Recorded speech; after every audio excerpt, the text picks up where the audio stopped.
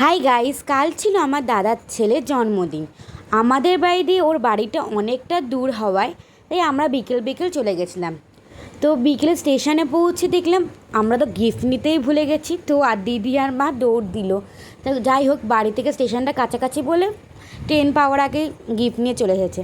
তারপর ট্রেনের মধ্যে আমরা লরেন্স খেয়ে নিলাম। তো খেতে খেতে প্রায় অনেকক্ষণ লাগে যেতে, 1 ঘন্টার বেশি। তারপর ট্রেন দিয়ে নেবে টোটো করে ওর বাড়ি চলে গেলাম। তো আমাদের আবার আনতে হয়েছিলো। আর মানে এত ভালো ছেলে কী বলবো, আমাদের একটা গিফট দিয়েছিলাম, হচ্ছে ট্রেন গাড়ি।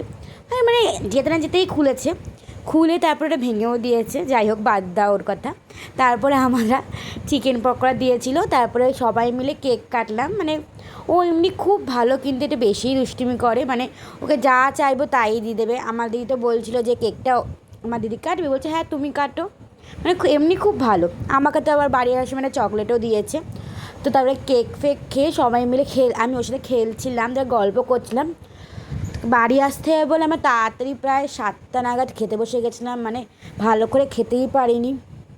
তো মেনুতে ছিল ফিশ ফ্রাই, স্যালাড, কাসুন্দি, জাফরানি পোলাও, আলুর দম, পনির, চিকেন কষা, চাটনি, পাঁপড়, রসগোল্লা, হাজমোলা। তো খেয়ে দিয়ে একটু বসে আমরা বাড়ির দিকে রওনা হলাম। তো বাড়ি যেতে যেতে প্রায় আমাদের 11টা বেজে গেছিলো, যেহেতু আমরা অনেকটা ঘোরাপথে আসতে হয়েছে।